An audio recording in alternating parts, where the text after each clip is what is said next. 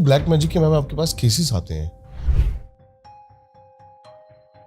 कोई एक ऐसा केस जो आपको लगा हो कि बहुत बुरी दुर्दशा किसी की हो गई है? 6 घर थे, उनमें से 2 घर, जैसे नंबर 2 वाला और नंबर 5 वाला, इन दोनों के घर की जो लड़कियां थी इनकी बहुत अच्छी फ्रेंडशिप थी। कुछ लोग ऐसा कहते हैं कि वो दोनों जो थी वो धीरे धीरे लेस्बियंस हो चुकी थी। एकदम से ऐसा होता है कि नंबर 2 वाले घर की जो लड़की है उसकी डेथ हो जाती है। आप बिलीव नहीं करोगे भाई, इनकी ही फैमिली की कोई लेडी उस लड़की के कपड़े और बाल से उसके ऊपर ब्लैक मैजिक करके उसकी बुद्धि ऐसी घुमा दी थी। ज्यादातर ब्लैक मैजिक की जो प्रैक्टिस होती है वो हमारे यहाँ करी जाती है पंछियों से। उसका पीछे का कुछ कारण? तो एक चिड़िया होती है जिसको तंत्र करके छोड़ दिया जाए जिस व्यक्ति का घर दिखा के, तो अगर वो उसके घर में जाकर बैठने लग जाए तो उस घर का धीरे धीरे पतन होने लगता है। उसे तांत्रिक चिड़िया ही कहते हैं। सबसे ज्यादा ब्लैक मैजिक जो है अफ्रीका में किया जाता है। मार्केट लगता है किस टाइप का मार्केट में? जहाँ पे आपको तांत्रिक चीजें मिलेंगी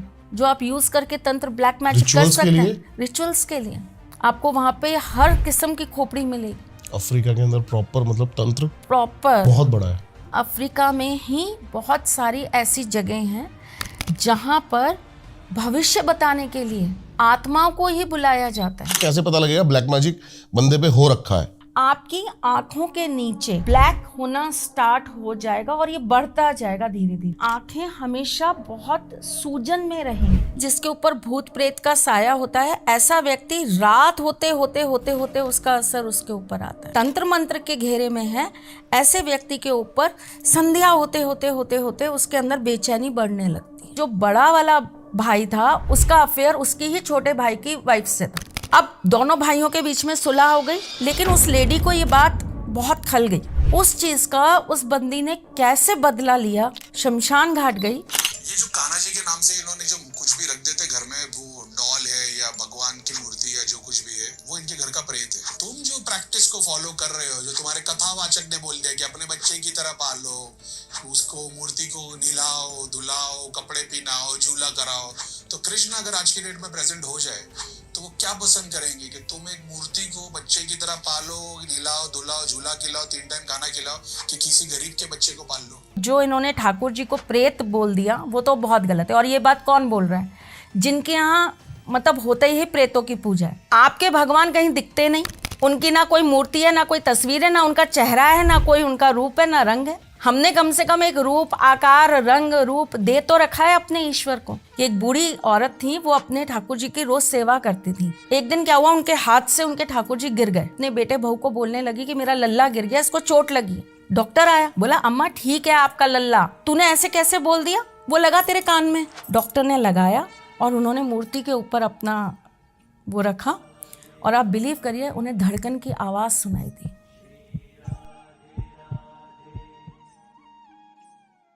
तो स्वागत है गाइस आपका एक और बेहतरीन पॉडकास्ट के अंदर। काफ़ी टाइम से मैंने जो है बंद करा हुआ था इंट्रोडक्शन देना, लेकिन जो आज हमारे साथ है त्रिशला मैम, इंट्रोडक्शन की ज़रूरत है नहीं वैसे आपको मैम। जय श्री कृष्ण। जय श्री कृष्ण। सब जानते ही हैं आपको, और आज शायद हो सकता है एक अलग तरीके से जानेंगे, क्योंकि आज जो हमारे टॉपिक्स हैं ना वो बड़े खतरनाक हैं जी। तो आप जैसे कि बता रहे थे ब्लैक मैजिक के इफेक्ट्स, उस पे से हम बात शुरू करते हैं कि क्या क्या क्या इफेक्ट्स हैं, कैसे पता लगेगा ब्लैक मैजिक बंदे पे हो रखा है। बच्चा देखो, सबसे पहली चीज क्या है, लोगों को ब्लैक मैजिक और भूत प्रेत पिशाच इनका जो इनके ऊपर जाल होता है, इसके बीच का डिफरेंशिएट नहीं पता। क्यों? क्योंकि ये एक बहुत माइनर सी एक लकीर होती है।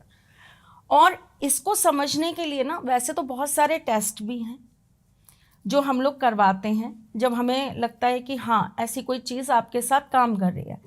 प्लस बहुत सारे सिम्टम्स दिखते हैं। जैसे अब मैं आपको एक चीज़ बताती हूँ, जिनके ऊपर ब्लैक मैजिक का इफेक्ट होगा, मैं भूत प्रेत की अभी बात नहीं कर रही, मैं बात करूँ ब्लैक मैजिक। ठीक है।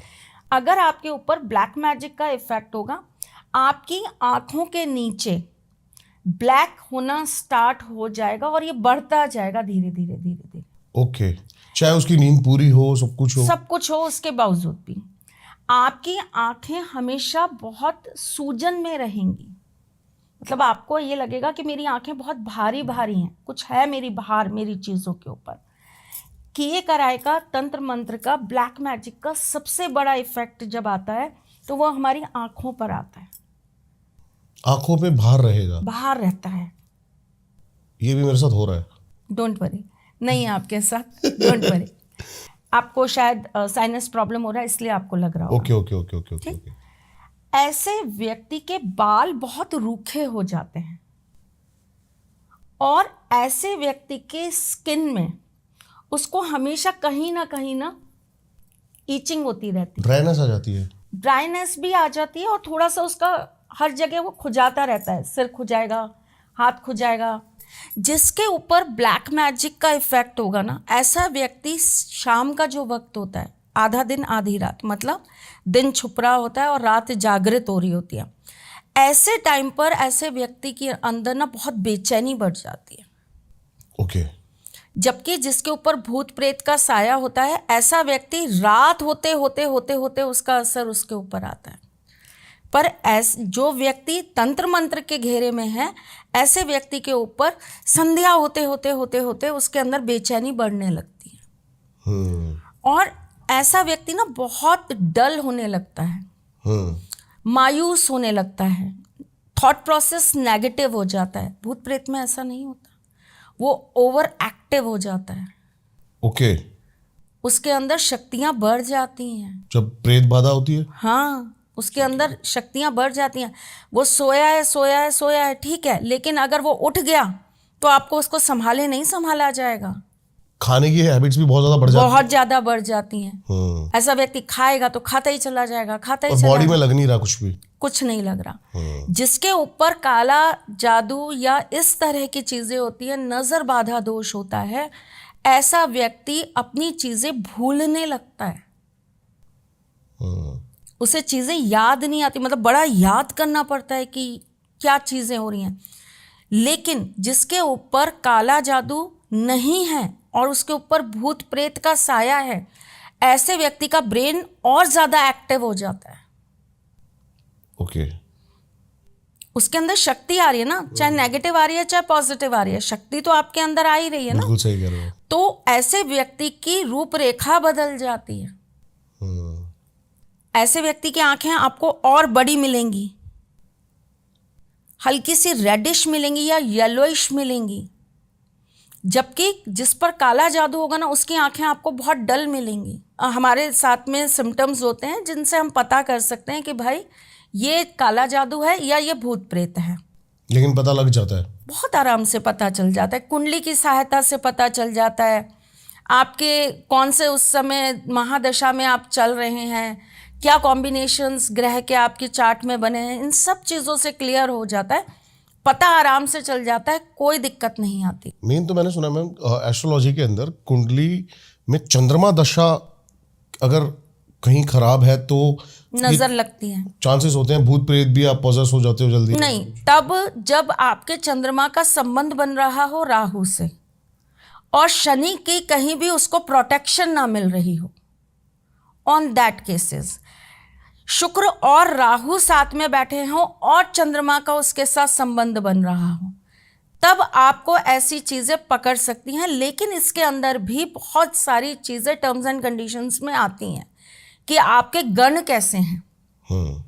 अगर उसमें भी आप देवगण के हैं तो इतनी आसानी से वो चीज़ें आप पर हावी नहीं हो पाएंगी। आपको कहीं ना कहीं उससे निकलने का मौका देती रहेगी कुदरत। ओके। आपको नेचर का सपोर्ट मिलता रहेगा, आपका बचाव होता रहेगा।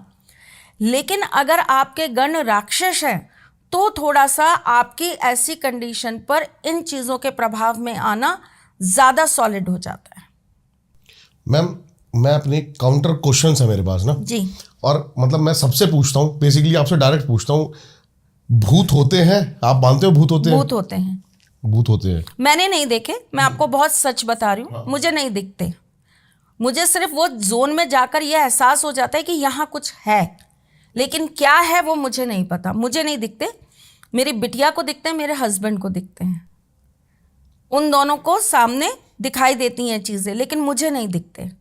लेकिन मेरे पास केसेस ऐसे ऐसे हैं अपनी पूरी लाइफ हिस्ट्री में जहाँ मुझे ये मानने पर विवश होना पड़ा कि इनके आगे सर झुकाना पड़ेगा कि ये होते हैं।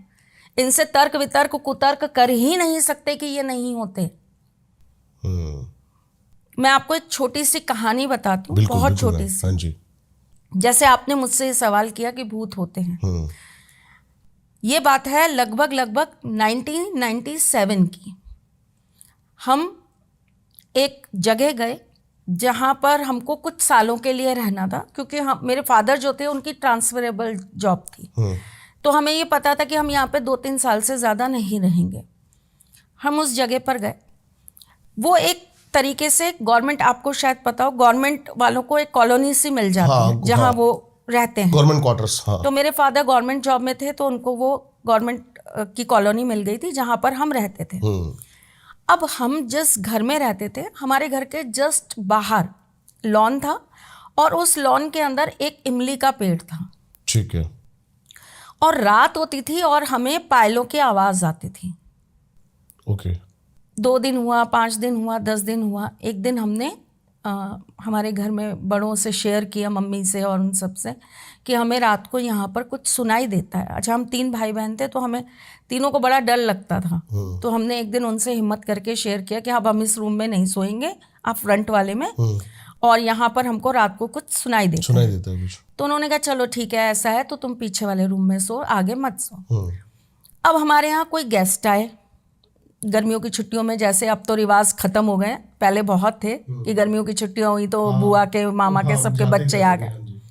तो हमारे यहाँ गेस्ट आ गए। अब गेस्ट आ गए तो हमें वापस से वो आगे वाले रूम में शिफ्ट होना पड़ा। हमें फिर वो आवाज़ें सुनाई दी। अगले दिन हम लोग वही कॉलोनी का जो बाहर का एरिया होता है, वहाँ हम लोग खेल रहे थे। तो हमारे जस्ट सामने वाले घर के अंदर जो रहते थे, उनका एक बेटा था, 16-17 साल का लड़का था वो। हम उनसे बहुत छोटे थे, हम भैया भैया कहते थे उनको। अच्छा, हम सब में वो बड़े थे, तो हमें ऐसा लगा कि इनसे शेयर करेंगे, ये कुछ समझदारी वाला हमको हल बताएंगे इस बात का।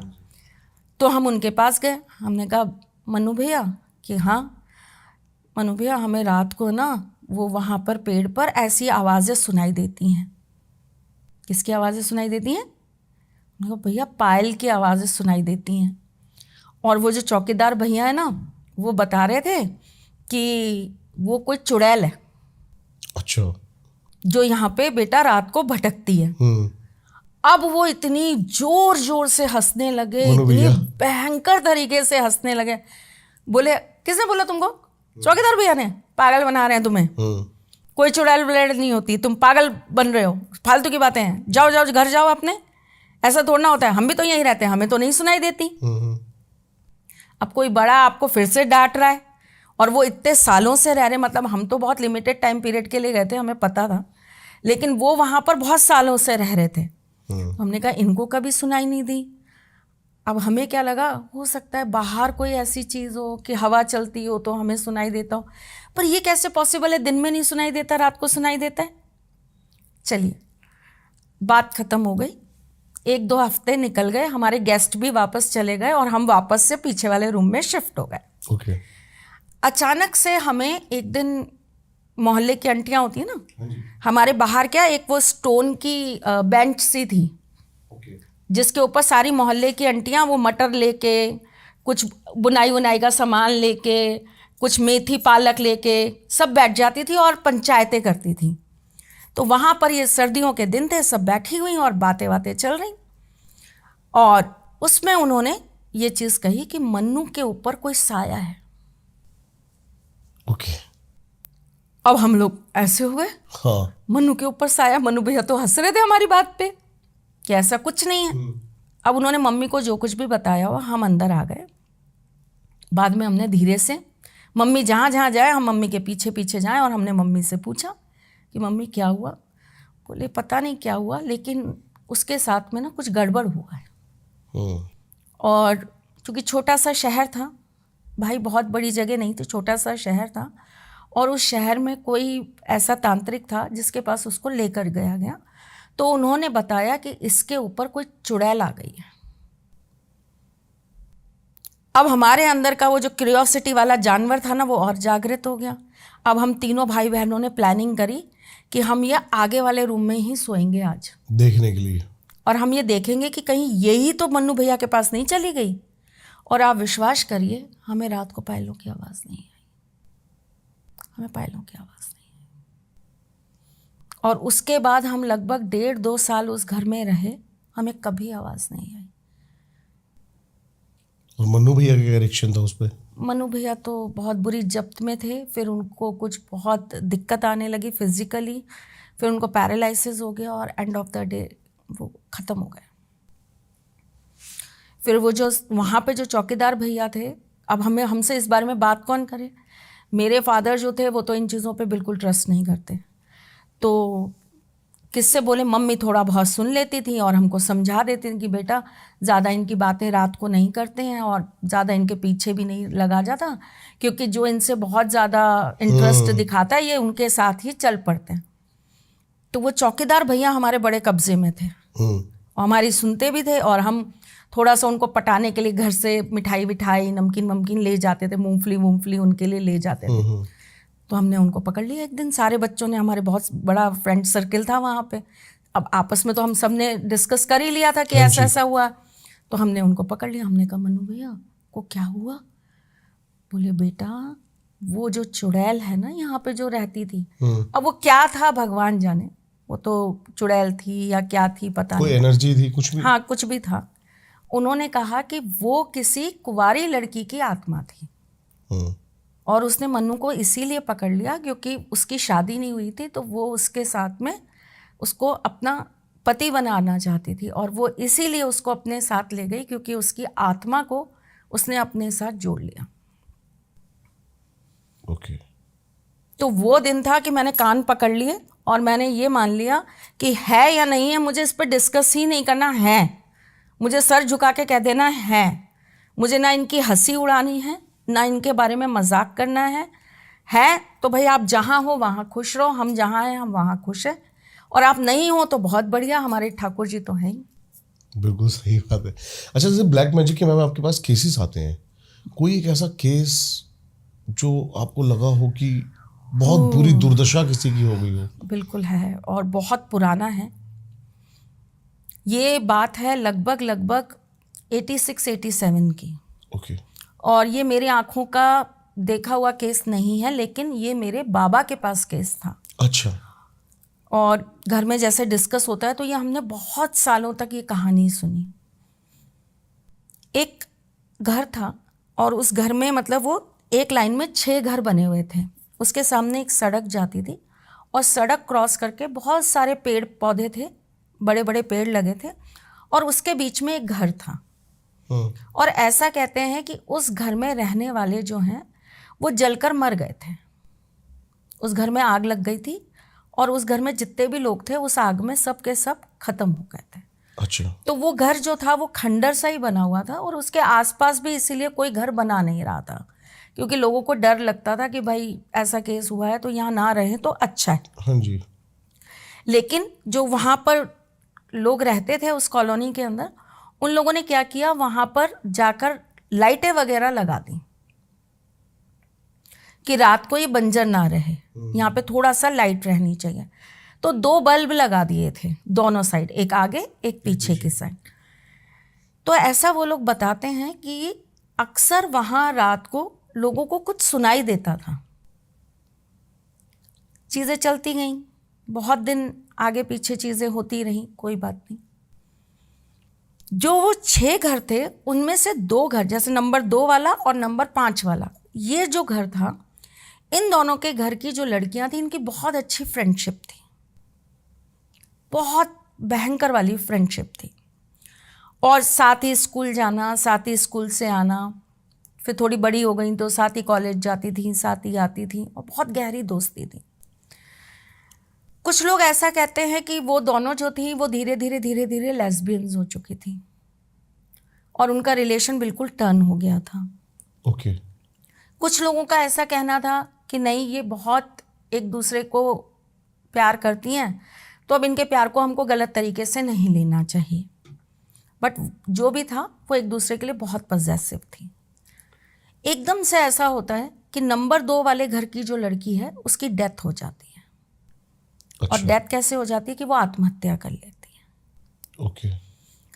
मोहल्ले में बातें होती हैं कि भाई इसने इसकी वजह से कर लिया, क्योंकि इन दोनों का चक्कर था, घर वालों को पता लग गया। देखिए जितने लोग उतनी बातें होती हैं। हाँ जी। कुछ लोगों ने बोला कि नहीं ये सामने वाले घर का इफेक्ट है, हमने इसको वहाँ बैठे देखा बहुत बार। चलिए वो केस ख़त्म हो गया। अब जो नंबर 5 वाले थे वो थोड़े से परेशान हो गए कि अगर बातों में थोड़ी भी सच्चाई है और इन दोनों के बीच अगर कोई भी रिलेशन था लेस्बियन जैसा, हाँ जी, तो अब ये भी ऐसा कुछ करेगी, इसके साथ भी कुछ होगा। और अगर दूसरा केस हम ये ले लेते हैं कि सामने वाले घर में कुछ था, वो इस लड़की पर आया, तो वो इफेक्ट इसके ऊपर भी आ सकता है। क्यों? क्योंकि ये उसके साथ सारा टाइम रहती थी, तो अब ये तो चली गई, तो वो चीज़ें इसको भी इफेक्ट कर सकती हैं। बिल्कुल सही बात है। तो वो लोग बहुत परेशान होके बहुत जगह भटके। एंड ऑफ द डे वो हमारे बाबा के पास आए और उनसे पूछा कि क्या प्रॉब्लम है और इसके साथ क्या है, वो सामने वाले घर का है या इस लड़की के साथ कोई और चीज़ है। कोई और चीज़ है। तो उन्होंने बताया कि पहली बात तो इसके साथ कुछ है ही नहीं, आप यूं ही परेशान हो रहे हैं, ना इसके साथ कोई भूत प्रेत का साया है, ना इसके साथ उसका कोई वैसा वाला ठीक है, फ्रेंड्स थी, बहुत अच्छी गहरी दोस्ती थी, लेकिन इतनी भी गहरी दोस्ती नहीं है कि उसने आत्महत्या करी तो ये भी मर जाएगी। इसके मरने का कोई योग ही नहीं है, ना वैसे है ना आत्महत्या से है। और दूसरी बात ये रही कि इसके साथ में कुछ किया कराया या वैसी स्थिति है, वो भी नहीं है। तो ये लोग निश्चिंत हो गए।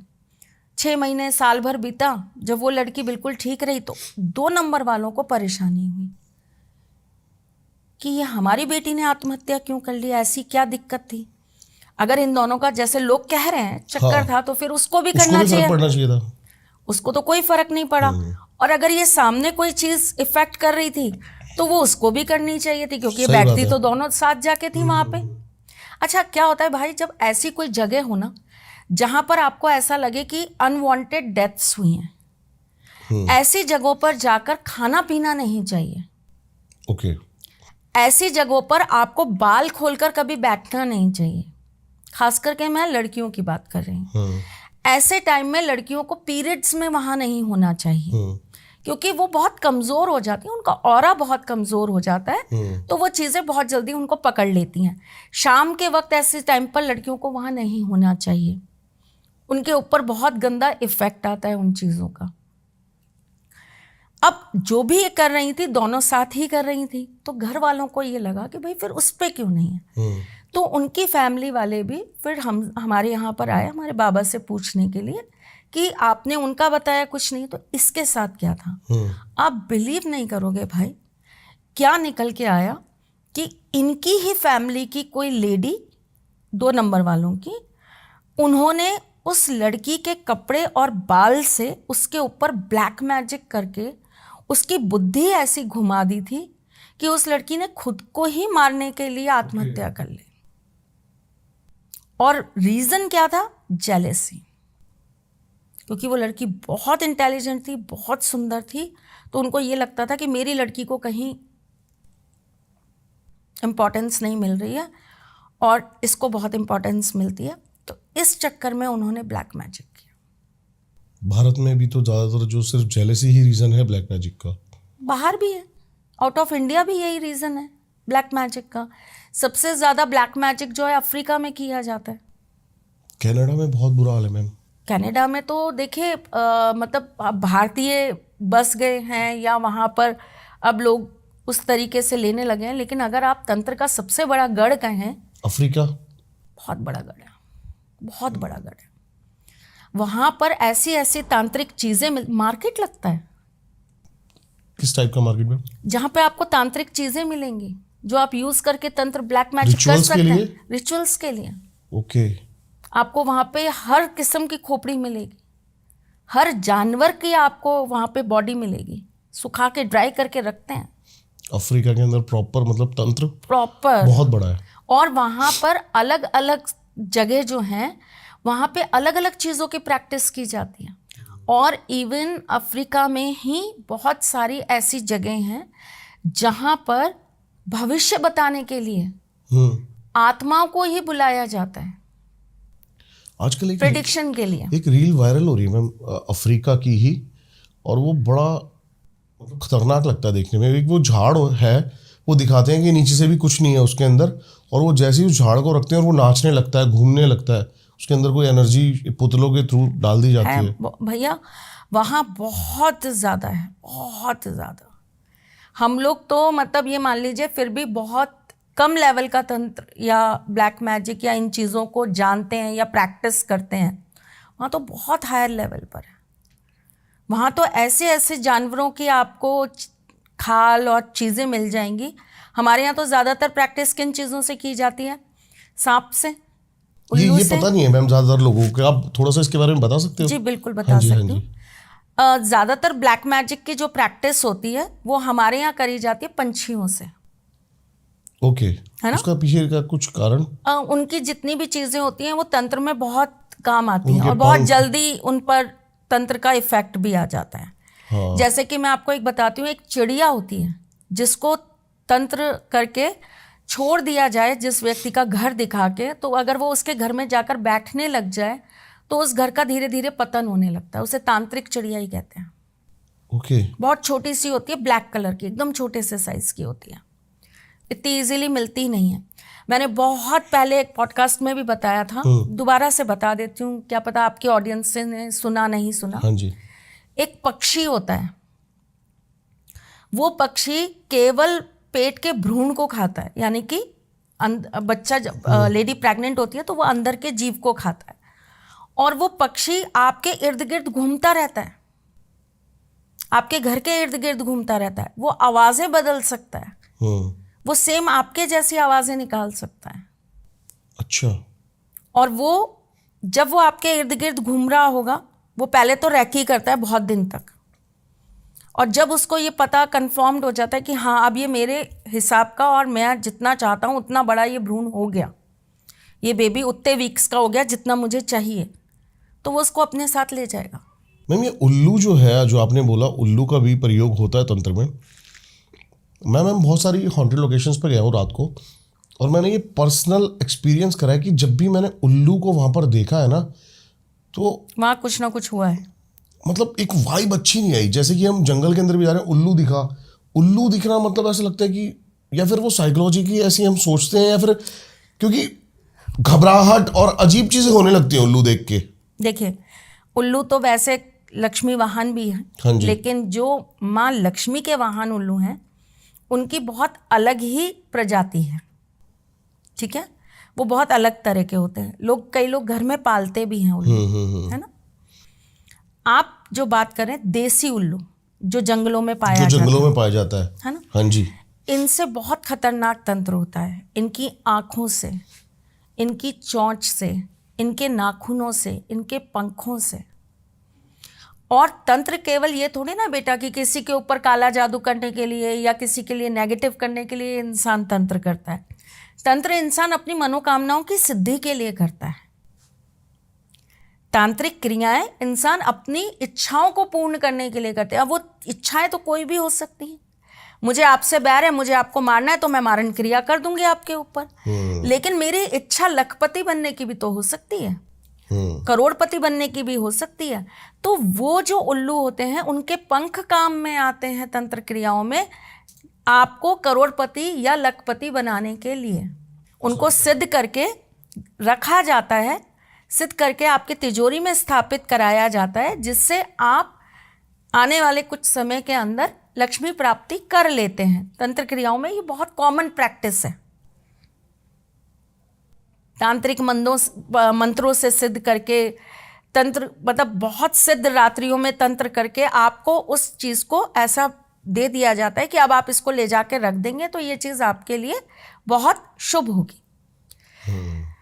उल्लू के कुछ विशेष बाल आपको अगर मिल जाते हैं और तंत्र उसके ऊपर करके लोग उसको अपना ताबीज़ बना के पहन लेते हैं, तो ऐसा कहते हैं कि ऐसे व्यक्ति के सामने कोई भी सम्मोहित हो सकता है। चमगादड़ से किया जाता है। ये रात के क्रीचर माने जाते हैं वैसे भी। चमगादड़ की, वैसे तो आपने देखा होगा चमगादड़ का पंख ही पंख होता है, लेकिन चमगादड़ की बॉडी के अंदर हड्डी भी होती है। उसकी हड्डी से बहुत तंत्र होता है। आप बहुत अजूबा करेंगे, लेकिन कबूतर की पॉटी वही कबूतर जो हमारे घरों में बैठे रहते हैं, कबूतर की पॉटी तक से तंत्र होता है और बेनिफिट्स के लिए भी होता है। छोटे बच्चों को नजर लग रही है तो उसी पॉटी को सिद्ध करके और कुछ चीज़ों में बांध के बच्चे के गले में पहना दिया जाता है कि अब इसको नज़र नहीं लगेगी, ये बीमार नहीं पड़ेगा, इसका पेट का डाइजेशन खराब नहीं होगा। तो तंत्र देखिए, ये आपकी अपनी विश है कि आप उसको किस चीज़ के लिए यूज़ कर रहे हैं। तंत्र बुरा नहीं है, उससे करने की आपकी भावना बुरी है। पहले ये चीजें पहनाई जाती थी, मैं भी जब छोटा था तो आप बच्चे को तगड़ी बांधते हैं। हाँ, हम आज उसके भी अंदर ठाकुर जी सूअर को का दांत बांधते होते हैं। हैं। हाँ, हम तो सूअर का दांत नहीं, हम तो कौड़ी बांध के ठाकुर जी को पहनाते हैं। हाँ, तो वो सब इसीलिए होता था, नजर ना लगे। हाँ हाँ, हाथी का दांत, हाथी का दांत, सूअर का दांत। लेकिन फिर लोगों ने क्या करना स्टार्ट किया कि जीव को मारना स्टार्ट कर दिया। जबकि ये चीज़ें तब होती हैं कि भाई वो ऑटोमेटिकली वो मर गया तो आप उन चीज़ों को प्राप्त कर लिए तो आपको वो काम कर जाएंगे। अब जैसे मोर होता है, मोर के सिर के ऊपर का जो यहाँ का जो हिस्सा है, यहाँ पर जो पंख उगते हैं, कहते हैं उन पंखों से भयंकर वशीकरण होता है, सम्मोहन होता है। शेर का नाखून आपको कितनी चीजें दिलाता है, यश, मान, कीर्ति, पद, प्रतिष्ठा, अवार्ड्स, पुरस्कार, समाज में एक अलग रुतबा, आपका अलग वर्चस्व आपके कुंडली में बैठे हुए सूर्य को प्रबल कर देता है। पुराने राजा महाराजा आप देखिएगा, कभी भी उनके गले में हमेशा होता था सोने में मड़ा हुआ शेर का नाखून, for the positive benefits, right. लेकिन उसी को लोगों ने नेगेटिव मारण क्रिया के लिए भी यूज किया, शेर के नाखून को। हाँ। अब आप ये देखिए ना, हम दुर्गा सप्तशती का पाठ क्यों करते हैं? अच्छी चीजों को प्राप्त करने के लिए, अपनी चीजों को प्रोटेक्ट करने के लिए। हाँ जी। लोगों ने तंत्र के अंदर दुर्गा सप्तशती को सीधा और उल्टा पढ़ के भी मारण क्रिया करना स्टार्ट किया। तो बहुत सारी हनुमान चालीसा उल्टी सीधी पढ़ते हैं लोग। उसका बेनिफिट क्या है? बेनिफिट बिल्कुल नहीं है बॉस, बहुत नेगेटिव है, बहुत नेगेटिव है। किसी का सर्वनाश करना होता है तब इंसान ये काम करता है। पर आप जब किसी का सर्वनाश लिख रहे हो और आप जब किसी ऐसी शक्ति को बुला रहे हो, आप किसी शक्ति के द्वारा जब ये कार्य करा रहे हो, तो आप सोचो कि आपका सर्वनाश उससे भी बुरा लिखा जाएगा, क्योंकि वहां तो न्याय लिखा है, वहां तो न्याय होना ही है हर चीज का। तो ये बहुत सारी प्रैक्टिसेस हैं जो हमारे बेनिफिट के लिए बनाई गई थी, लेकिन लोगों ने इसको अपने यूज के लिए, या जितनी कहते हैं ना, इंसान को जितना ज्ञान मिलता जाता है उसके अंदर सबसे बड़ी चीज का हनन जो होने लगता है ना, जो चीज उसके पास से सबसे पहले जाने लगती है भाई, वो होते है उसके अंदर की इंसानियत। आपके पास पैसा आया, आपके अंदर से इंसानियत खत्म। आपके पास थोड़ी सी शक्ति आ गई, आपके अंदर से इंसानियत खत्म। आपको थोड़ा सा भी यह एहसास हो गया कि मैं कुछ भी कर सकता हूं, आपके अंदर से इंसानियत खत्म। और फिर वो सही और गलत का कोई भेद नहीं करेगा, उसको जिस अपनी इच्छाओं की पूर्ति के लिए उसको जो मिलता जाएगा वो कर्म करता जाएगा। तो तंत्र को भी लोगों ने, क्योंकि तंत्र क्या है, बहुत जल्दी वर्क करता है, बहुत तेज चलता है, बहुत तेज चलता है। आप मंत्रों को सालों साल करते रहिए, तब जाकर आपको उसका इफेक्ट मिलेगा। लेकिन आपने हल्की सी भी तांत्रिक क्रिया उसके अंदर जोड़ दी तो आपको उसका इफेक्ट बहुत ही कम समय में मिलेगा, इंस्टेंट। तभी लोग ज्यादा भी तंत्र प्रेफर करते हैं। बिल्कुल करते हैं, बट अब वो चूंकि आपको कम समय में मिल रहा है तो आपने उन चीज़ों को बहुत नेगेटिव चीज़ों में लेना स्टार्ट कर दिया। आपने लोगों के ऊपर ब्लैक मैजिक करना स्टार्ट कर दिया, जेलेसी के लिए, किसी दूसरे को नीचे गिराने के लिए। किसी से लड़ाई हो गई, इससे लड़ाई हो गई, अब देखना मैं इसका पूरा घर खानदान खत्म कर दूंगा। तो घर खानदान खत्म कर दूंगा तो पता लगा जी अगले दिन उनके घर में ऐसे टोने टोटके होने लग गए। पता लगा जी उनके घर में जो है चमगादड़ के पंख, बढ़िया नींबू और वो आधा नींबू रख के और उसके ऊपर सिंदूर विंदूर डाल के उसमें कीले वीले लगा के घर के आगे पटकना चालू हो गया कि अब इस घर का तो बुरा होना ही होना है। साई के कांटे होते हैं, वो आपस में ऐसे जोड़कर फेंक दिए जाते हैं कि अब इस घर में कलह ही होते रहेंगे।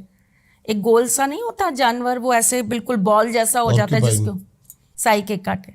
तो वो लोग, वो मेरे को किसी और ने भी बताया था कि मतलब वो अगर किसी के घर में मिल रहा है या फिर उसके घर में गड़ रहा है तो इसका मतलब उस घर का सर्वनाश नाश तय है। लिखा है, बिल्कुल लिखा है।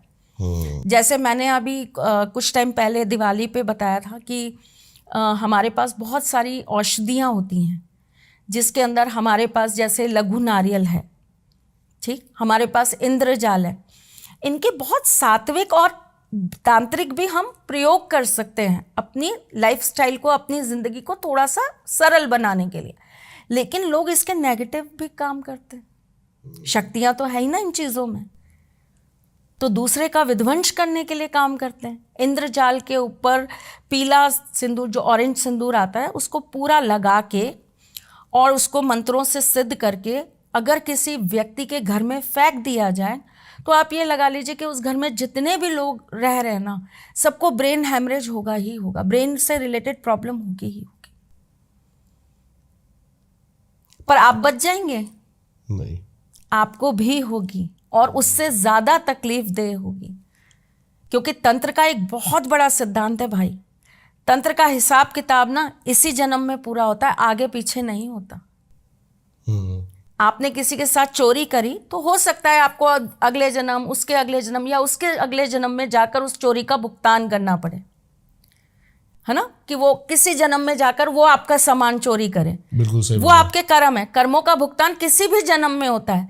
लेकिन अगर आपने किसी गलत इंटेंशन से किसी के ऊपर तंत्र किया है तो उसका भुगतान आपको इसी जन्म में ही करना पड़ेगा। आपकी मृत्यु नहीं आएगी जब तक आप उस चीज का भुगतान नहीं करेंगे। बिल्कुल सही बात है। आप तो ठाकुर जी को गुंजा बहुत मानते आते, हो। गुंजा, हाँ जी। गुंजा सुना होगा आपने, एक लाल होती है, एक काली होती है, एक सफेद होती है। नहीं, मैंने सुना नहीं है। अच्छा, गुंजा एक बहुत छोटी सी चीज होती है, एक तरीके से कह दीजिए बहुत छोटा सा राजमा का टुकड़ा, ओके। उसी तरह से बना होता है वो। और वो इतनी गजब होती है कि उसके इतने हजारों उपाय हैं उसके।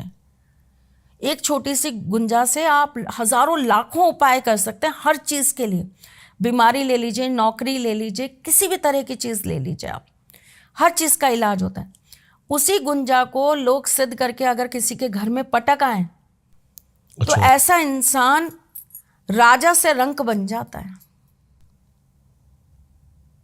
और बहुत लोग करते हैं। मैं आपको एक बहुत छोटी सी बात बताऊं भाई, लोग घरों से, आपके घरों से आके भगवान की मूर्ति तक चुरा कर ले जाते हैं। मंदिरों से चुरा के ले जाते हैं, सीसीटीवी फुटेज। वो तो खैर पैसों के लिए ले जाते हैं, यहाँ तो तंत्र करने के लिए ले जाते हैं। मतलब कपड़ा और ये सब तो बोलते ही हैं, पर आप सोचिए कि मतलब भगवान तक को चुरा के ले जा रहे हैं आपके घर से, जस्ट कि इसके सुख समृद्धि खत्म हो जाए। मतलब अब कोई हमारे घर से हमारे भगवान को चुरा के ले गया तो आपकी सुख समृद्धि की कमी होती चली जाएगी ना। आपको आपके इष्टी तो संभाल के बैठे हैं। ओके। जरा से चावल के दाने छिड़क जाते हैं लोग, जरा सी राई छिड़क जाते हैं लोग, उसी से घर के अंदर कितनी प्रॉब्लम्स आने लग जाती हैं। इसीलिए हमारे सनातन धर्म में ना ये सारी चीज़ें, रिचुअल्स बोले गए हैं कि आप हल्दी के पानी का छिड़काव करिए, आप टाइम टू टाइम गंगा जल का छिड़काव करिए, आप नमक के पोछे ज़रूर लगाइए अपने घर के अंदर, आप लुबान ज़रूर जलाइए अपने घर के अंदर, गूगल ज़रूर जलाइए अपने घर के अंदर, धूप बत्ती सुबह शाम ज़रूर होनी चाहिए, घंटी सुबह शाम ज़रूर बजनी चाहिए, हमारे घर के अंदर दीपक सुबह शाम ज़रूर जलना चाहिए, कपूर ज़रूर जलना चाहिए। जो मेन गेट है हमारा, उस पर हमको हमेशा एक अशोक के पत्तों की बांदरवाल लगा के रखनी चाहिए, नज़र बट्टू रखने चाहिए। हमें मेन गेट के ऊपर अपने हमेशा एक कोई ना कोई लोहे का सामान ज़रूर लगा देना चाहिए, कील हो गई, हाँ जी, या इस तरह की कोई चीज़, या घोड़े के नाल की आप वो लगा के रख सकते हैं, सिद्ध करा के आप रख सकते हैं। तो इस तरह की जो ये रेमेडीज़ हमारे उसमें बनी है ना, हमारे सनातन धर्म में, ये इन्हीं चीज़ों के लिए बनी है। आपने कई घरों के बाहर देखा होगा, लाल कपड़े में बांध के ना नारियल भी कई लोग टांग के रखते हैं, वो भी इसीलिए ताकि घर प्रोटेक्ट रहे, ताकि घर प्रोटेक्ट रहे। ये कोई तंत्र मंत्र नहीं है, ये छोटी छोटी रेमेडीज है। ये छोटी छोटी रेमेडीज है। आपको किसी दूसरे की नीयत तो नहीं पता ना बेटा, कोई आपके घर में क्या इंटेंशन से आ रहा है। मैं आपको एक बहुत छोटी सी बात बताती हूँ। मेरे एक बहुत अच्छे परिचित हैं, उनके घर में इंटेंशनली, उनके घर के अंदर किसी अपने ही मिलने वाले से लड़ाई थी बहुत भयंकर, और उन्होंने उनके सामने बहुत बोलना स्टार्ट किया कि चलो जो हुआ हम उसको ख़त्म करते हैं, एक छोटा सा गेट टुगेदर करते हैं, फैमिली गेट टुगेदर, और दोनों साथ में मिलके करते हैं, ठीक।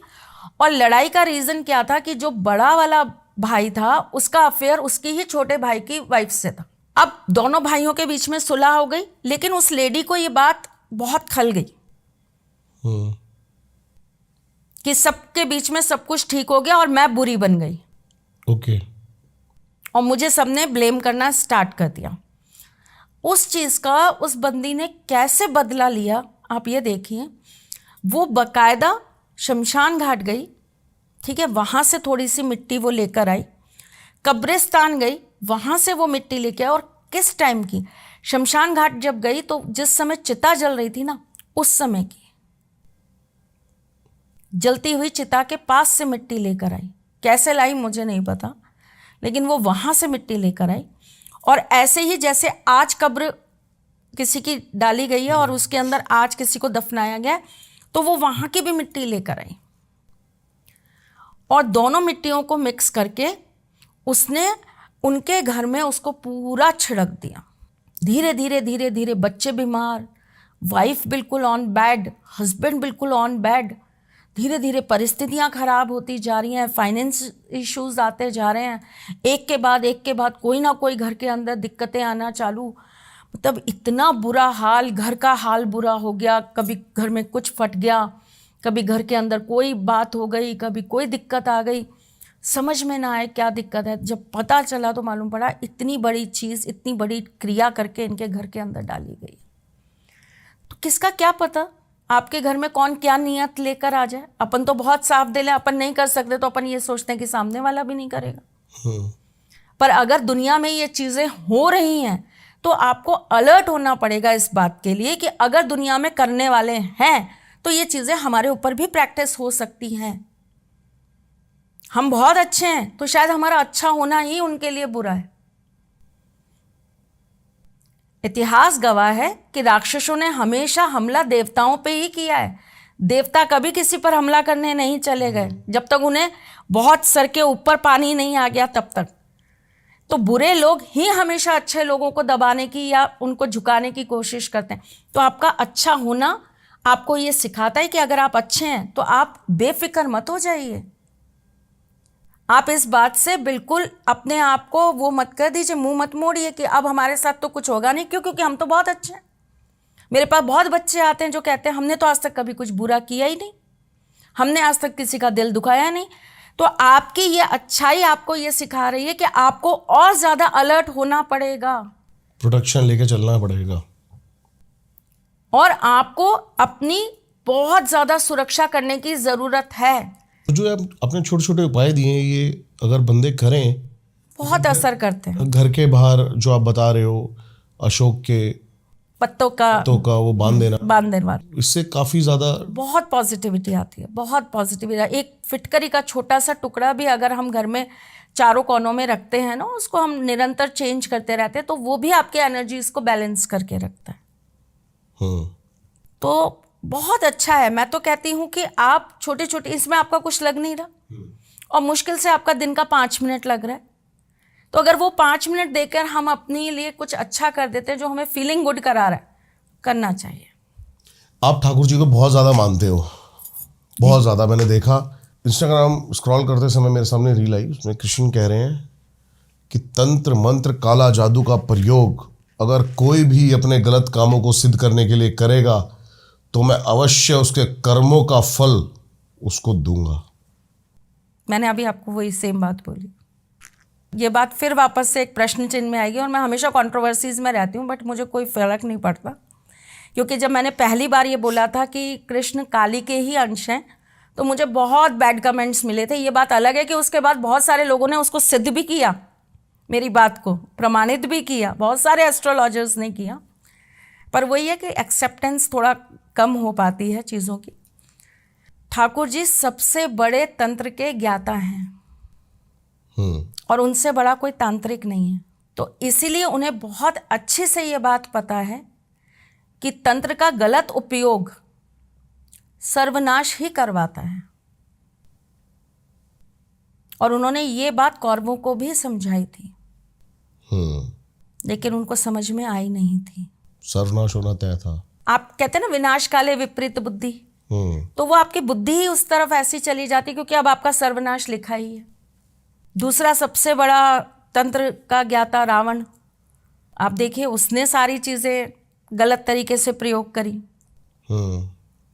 तो तंत्र को हमेशा अच्छी चीजों में लगाएंगे, भले के लिए यूज करेंगे तो वो आपको 10 गुना ज्यादा पॉजिटिविटी देगा। तंत्र बुरा नहीं है, तंत्र को प्रैक्टिस करना और प्रैक्टिस करवाना वो व्यक्ति कैसा है इस पर निर्भर करता है।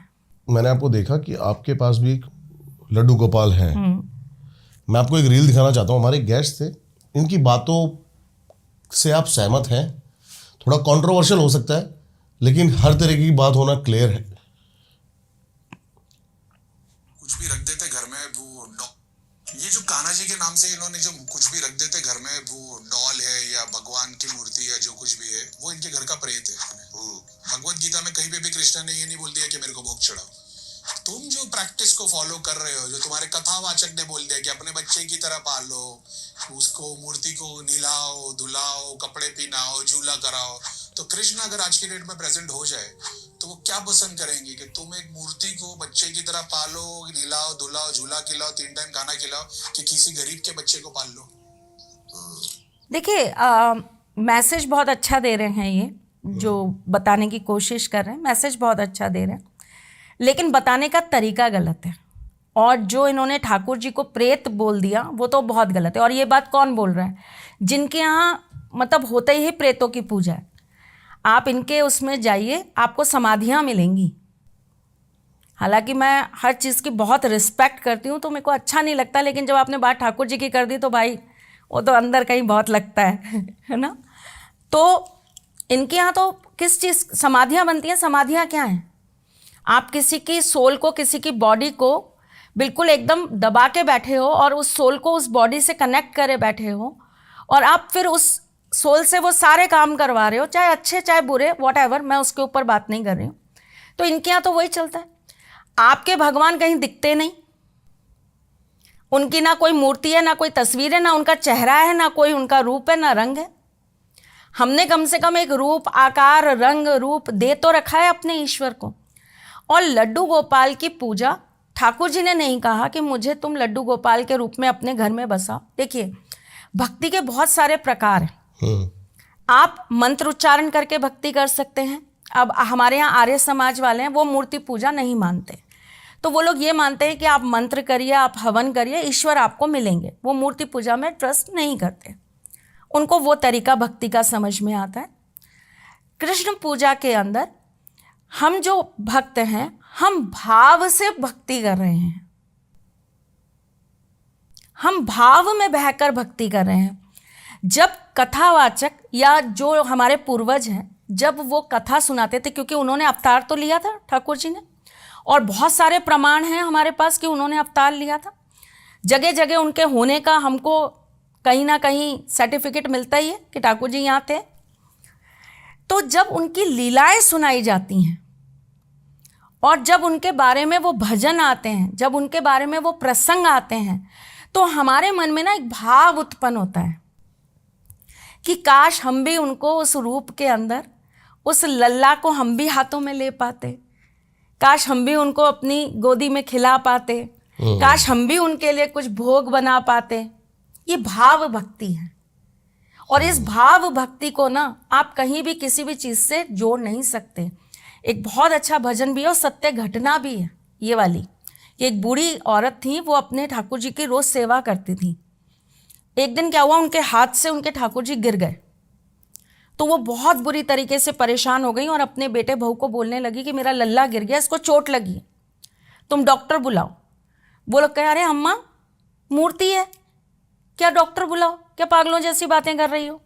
नहीं नहीं बेटा, मेरे लल्ला को चोट लगी है, मुझे पता है, तुम डॉक्टर बुलाओ। अब वो इतनी भाव विभोर हो गई, इतनी भाव विभोर हो गई, वो रोना चालू हो गई, उनकी तबीयत खराब होने लगी, उनको दिक्कतें आने लगी। तो उनके बेटा बहू ने कहा कि भाई ये नहीं मानेंगे, इनको तो बुला दो डॉक्टर, इनके लल्ला को एक बार दिखा दो, इनको तसल्ली हो जाएगी। डॉक्टर आया, डॉक्टर ने हाथ लगाया, वो भी वही कि मूर्ति मूर्ति को क्या होगा। बोला अम्मा ठीक है आपका लल्ला, कोई दिक्कत नहीं हुई है, तूने ऐसे कैसे बोल दिया? वो लगा तेरे कान में, कान में लगा, चेक कर मेरे लल्ला को, जैसे करते, अनपढ़ औरत थी, बूढ़ी थी, चेक कर मेरे लल्ला को, तू ढंग से चेक नहीं कर रहा है, देख मेरे लल्ला को चोट लगी है। डॉक्टर ने लगाया और उन्होंने मूर्ति के ऊपर अपना वो रखा और आप बिलीव करिए उन्हें धड़कन की आवाज़ सुनाई दी। और डॉक्टर वहीं खड़े खड़े आंसुओं में बहने लगे कि ये क्या, ये पागलों जैसी बातें नहीं कर रही हैं, सच में इनमें प्राण है। तो भाव भक्ति तो बहुत बड़ी भक्ति है, इसके आगे तो फिर ये भी नहीं देखा जा रहा कि वो भक्ति भाव में शबरी की तरह झूठे बेर खिला रहे हैं अपने प्रभु को, है ना, या उनको पैरों पे बैठा रखा है, या उनके ऊपर ही चढ़ के घंटी चुरा रहा है भक्त। बहुत कहानियां हैं बॉस, बहुत कहानियां, जहाँ भाव भक्ति के आगे तो खुद स्वयं ईश्वर भी नतमस्तक हो गए। तो ये भाव भक्ति है जिसमें जाकर आप उनका रूप वही दे देते हो। और दूसरी चीज़, जैसे मैंने आपको बोला कि ठाकुर जी से बड़ा कोई तांत्रिक नहीं, ठीक, प्रेत वहाँ कैसे वास करेंगे जहाँ स्वयं ईश्वर वास करते हैं। जब लोगों पे प्रेत बाधाएं होती हैं, जब लोगों के ऊपर भूत होते हैं, चुड़ैल होती है, शाकनी होती है, पिशाचनी होती है, जब ऐसी बड़ी बड़ी एंटिटीज़ वहाँ पर खड़ी होती हैं, तो उनसे हटाने के लिए हम जिनको बुलाते हैं, हम जिनकी पूजा करते हैं, वो स्वयं ठाकुर जी हैं। अब ठाकुर जी कैसे हैं? अब यहाँ भी लोग कहेंगे कि ठाकुर जी की कौन पूजा करता है, पूजा तो हनुमान जी की जाती है। तो भाई साहब, हनुमान जी किसके भक्त हैं? और राम जी का ही रूप है कृष्ण जी। बिल्कुल सही बात है। तो जब आपको उनके एक असिस्टेंट भी अगर प्रोटेक्ट कर रहे हैं, तो सोचो जिस दिन बॉस आएगा उस दिन क्या होगा। इन सबके जवाब महाभारत में हैं। सबके हैं। महाभारत में कृष्ण कह रहे हैं कि जहां पर मैं वास करता हूं वहां भय, आत्मा, चिंता कोई वास नहीं कर सकता, नहीं कर सकता। और जहां पे वो सब वास करते हैं वहां पे मैं वास नहीं करता। आप एनर्जीज की बात करें ना, तो आप ये देखिए, जहां पर ईश्वर होंगे, आप मंदिर चले जाइए, ठीक, आप मंदिर में जाकर खड़े होकर किसी दूसरे पर्सन को ना वहां पे खड़े होकर गाली गलौच नहीं करोगे। आपके मन में वो भाव ही नहीं आएगा। भाव, आप वहां गाली गलौच नहीं कर सकते। आपके मन में उस समय भाव कैसा रहेगा? मैं अपने ईश्वर के पास हूं, मुझे अपने ईश्वर को देखना है, मुझे उनसे मिलना है, मुझे अपने मन की बात उनसे कहनी है। कुछ पल के लिए ही सही, एक अलग सी ही पॉजिटिविटी आपके अंदर आ जाती है। ये बिल्कुल सच बात है। लेकिन आप ऐसी जगह चले जाइए जहां पर एंटिटीज रहती हैं, आप अग्रेसिव हो जाओगे। आपने जो गालियां जीवन में नहीं बकी होंगी ना, आप वहां जाकर बकने लगोगे। आप ऐसे घरों में जाकर देखिए, आप तो हॉन्टेड प्लेसेस जाते हैं ना, कभी ऐसे घरों में जाइए जहां पर एंटिटीज रहती हैं। आपने ऐसी ऐसी गालियां बकनी चालू कर देनी है वहां जाकर, जो आपने कभी जीवन में सुनी भी नहीं होगी, और आप कहोगे ये कहां से निकल रही है मेरे अंदर से। आप कभी मंदिर जाइए, आपको ना बड़ा शांत शांत सा फील होगा, आपका सर बहुत हल्का हो जाएगा, चाहे कितने भी भारी सर लेके चले जाओ, आपको बड़ा हल्का हल्का सा फील होगा। आपको लगेगा हाँ अच्छा फील हो रहा है। धूप बत्ती जल रही है, दीपक जल रहा है, खुशबू आ रही हैं, गुलाब की, चमेली की, रजनीगंधा की खुशबू आ रही हैं, फूलों की महक से महक रहा है पूरा मंदिर, ठीक। आपका मन करेगा थोड़ी देर मैं साइड में बैठ जाऊं, कुछ देर मैं यहाँ बिता लूं, ऐसा मन करेगा आपका।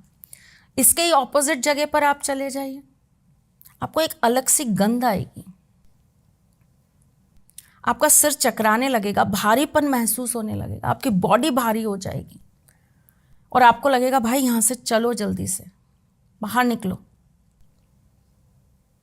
कुछ है जो मेरे अंदर से खिंच रहा है, जिससे मुझे अपने आप को प्रोटेक्ट करना है। आप खुद एक्सपेरिमेंट करके देख लीजिए। मैं किसी धर्म के ऊपर उंगली नहीं उठाती हूँ, क्योंकि देखिए मैं सबका सम्मान करती हूँ। मेरे लिए हिंदू धर्म बहुत बड़ा है, उससे बड़ा कुछ नहीं है। और यह तो बच्चे हैं हिंदू धर्म के, जो आज अपने आप को मुस्लिम और क्रिश्चियन और सिख बोलते हैं, सब यहीं से आए हो बेटा। वो बाप है, तुम बेटा हो, तो उससे मुकाबला मत करा करो, बाप बाप ही रहता है। तो हिंदू धर्म की तो खैर हम बात ही नहीं कर सकते जितना हमारे पास है। सनातन धर्म बहुत ऊंची चीज़ है, और वी आर ब्लेस्ड कि हम वहाँ आए हैं। लेकिन आप जिस चीज को आपने कभी प्रैक्टिस ही नहीं करके देखा, आपने जिस चीज के लिए कभी कुछ करा ही नहीं, आप भोग की बात कर रहे हैं। आप विश्वास करिए, मेरे घर के अंदर लड्डू गोपाल भी हैं, मेरे यहाँ पर जगन्नाथ जी भी हैं, जगन्नाथ जी, सुभद्रा जी और बलदेव जी भी हैं, और ठाकुर ठाकुराइन तो हैं ही हमारे, युगल सरकार हमारे। अगर उनको अपने मन का खाना है ना, तो चाहे वो कैसे भी व्यवस्था करके खाएंगे, वो खाएंगे। हम कौन है उनको खिलाने वाले? एक दिन मेरे मन में सुबह से आ रहा था कि मैं आज इनको हलवा बना के खिलाऊंगी, आज ठाकुर जी को हलवा खिलाऊंगी। कुछ काम आ गया, मैं बिजी हो गई, हलवा नहीं बन पाया। अच्छा, बनाने के लिए मेरे घर में सर्वेंट्स हैं, वो बना देते हैं, पर उनके हाथ में वो स्वाद नहीं आता। तो मुझे लगा नहीं मैं ही बनाऊंगी, चलो शाम को बना दूंगी। शाम को भी मेरे यहाँ कोई गेस्ट आ गए, वो फिर शाम को भी नहीं बन पाया। रात को जब हमारे यहाँ पे शयन कराते हैं जब ठाकुर जी को, तब मुझे याद आया कि अरे आज मैंने इनको हलवा नहीं खिलाया ठाकुर जी को। तो मैं गई, मैंने हलवा बनाया। आप विश्वास करिए, ठाकुर जी प्रसन्न कैसे होते हैं भोग खाकर, मैं आपको वो बता रही हूँ। मैंने वो भोग अपने ठाकुर जी को लगाया, और उसी समय मेरी मम्मी का फ़ोन आया, और मेरी मम्मी कह रही हैं, मैंने उनसे पूछा, मैंने कहा और क्या कर रही हो? हलवा खा रही हूँ। मैंने कहा इस समय हलवा खा रही हो, रात को कैसे? तो बोले अभी अभी वो लाली बना लाई, मतलब मेरी भाभी जो हैं उनके लिए बोले कि अभी अभी लाली बना लाई, तो मैं खा रही हूँ।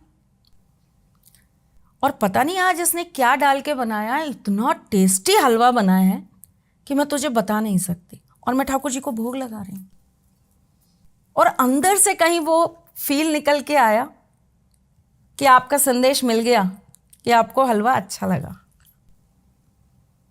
तो बहुत सारी ऐसी चीज़ें होती हैं जिनसे ये एहसास होता है कि वो भाव में वो आते हैं, भाव में हमसे जुड़ते हैं, भाव में हमसे प्रेम करते हैं।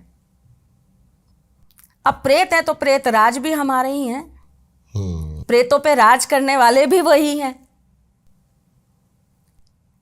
गणों के देवता गणाधीश भी हमारे ही हिंदू धर्म में हैं साहब।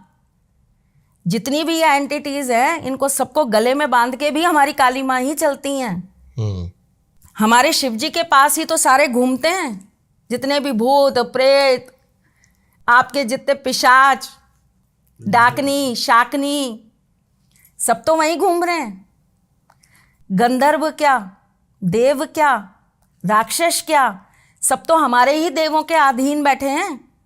तो आप ये कहें कि उनके साथ प्रेत आ रहे हैं, तो सर आंखों पे भाई, हमारे महाराज आ रहे हैं तो उनके मेहमान भी स्वीकार हैं हमें, कोई दिक्कत नहीं, हम तो उनका भी सर झुका के स्वागत करेंगे। आ तो हमारे साहब के साथ रहे ना। बहुत सुंदर। तो जब हमारे साहब साथ खड़े हैं तो हमें क्या डर? मेरे सरकार खड़े हैं मेरे सर पे अपना हाथ रखकर, तो मैं क्या डरूंगी इन भूत प्रेतों से? सही बात है। मुझे क्या डर इनका? ये ऐसे यूं मसले जाएंगे जब ठाकुर जी का हाथ है सिर पे। तो देखिए, ये सब बातों पर मैं तो ट्रस्ट नहीं करती। और आप दूसरे धर्म को कुछ भी बोलने के लिए बोलें, हम भी कह सकते हैं कि आपने जो जगह जगह मज़ारें बना रखी हैं, वहाँ क्या है? वहाँ भी तो आपने भूत प्रेती पाल रखे हैं, आत्माओं को ही तो कैद कर रखा है। पर ये बातें नहीं होती, ये विश्वास की बात। धर्म विश्वास है, और जब हम किसी चीज़ पर विश्वास करते हैं ना, तो हमें ये सारी चीज़ें नहीं बोलनी चाहिए। दूसरी बात, और एक सबसे अच्छी बात आपको बताती हूँ भाई, वो धर्म सबसे बड़ा होता है। ना मैं हिंदू कह रही हूँ, ना मैं मुसलमान कह रही हूँ, ना मैं कोई और कह रही हूँ। वो धर्म सबसे बड़ा होता है जो हर चीज़ पर अपना सर झुकाकर उस पर अपना विश्वास दिखाता है। इसलिए इन चीज़ों, हाँ, वो जो ये कह रहे हैं कि बच्चों को पालना चाहिए, वो बहुत अच्छी बात है। तो हम में इतना जिगरा है कि हम अपने ठाकुर को भी पाल सकते हैं, और हम उन बच्चों को भी पाल सकते हैं, और पालने वाले पाल भी रहे हैं, करने वाले परवरिश कर भी रहे हैं। ठीक, तो अपने अपने दायरों में रहकर जो जैसे अपनी चीज़ों को निभा रहा है, उन्हें निभाने दीजिए। वो साथ खड़े हैं, उससे बड़ा कोई चीज़ नहीं, और भाव भक्ति से बड़ा कुछ नहीं है। आप कभी जगन्नाथ जी जाइएगा और आप वहाँ भाव भक्ति की आप कहानियाँ सुनेंगे, तो आपको लगेगा भाई ये होती है सच्ची भक्ति। मैं आपको एक माउंटेन की ही कहानी बता रही हूँ। हाँ जी। जगन्नाथ जी की जब सवारी जाती है ना, तो वो एक जगह जाकर रुक जाती है। वो एक माउंटेन की मज़ार है, ओके। वहाँ रुक जाती है उनकी। और इसलिए रुक जाती है कि ये कहा जाता है कि उसको एंट्री नहीं करने दी थी जगन्नाथ जी के यहाँ, और वो सिर्फ उनके दर्शन की अभिलाषा लेकर ही उसने वहाँ पर दम त्याग दिया था। उसने प्राण त्याग दिए थे अपने, और वो इसी इच्छा के साथ मर गया था कि मुझे एक बार जगन्नाथ जी मिल जाए, मुझे एक बार अंदर जाने दें और एक बार मेरे दर्शन हो जाएं। लेकिन उनको नहीं हुए दर्शन। तो आप ये देखिए कि जो भगवान के पास ना जा सका, भगवान खुद उसके पास आकर रुकते हैं, और हिलता नहीं है उनका रथ वहां से। आप हिलाकर दिखा दीजिए। तो भाव भक्ति में बहुत ताकत है, बहुत ज़्यादा ताकत है। आप रसखान जी का आपने भाव देखा है? नहीं। वो उनको सपने में आया कि एक बच्चा है जो नंगे पैर है। फिर वो कहीं गए तो उनको एक फ़ोटो दिखी, और उस फोटो में भी वो नंगे पैर थे। तो उनके मन में ये आया कि ये बच्चा नंगे पैर घूम रहा है, मुझे इसको जूतियाँ पहनानी है, चप्पल जूता जो भी है मुझे इसको पहनाना है। तो वो उसको लेके, और जिसके यहाँ फ़ोटो लगी हुई थी, उन्होंने कहा ये कहाँ है, ये बच्चा कहाँ रहता है? तो उन्होंने बोला वृंदावन, वृंदावन बाके बिहारी। तो बोले अच्छा वहाँ मिलेगा? कि हाँ मिलेगा। वो वृंदावन आ गए। अब वो जगह जगह जगह जगह घूम रहे हैं कि भाई ऐसा है, मोर पंख लगाता है, छोटा सा है, ऐसे पटका बांधता है, कहाँ मिलेगा वो छोटा सा बच्चा है, कहाँ है, कहाँ है, कहाँ है? सबसे पूछ रहे हैं। तो ले दे के सबने बिहारी जी का मंदिर दिखा दिया। अब वो अंदर गए तो बिहारी जी की मूर्ति।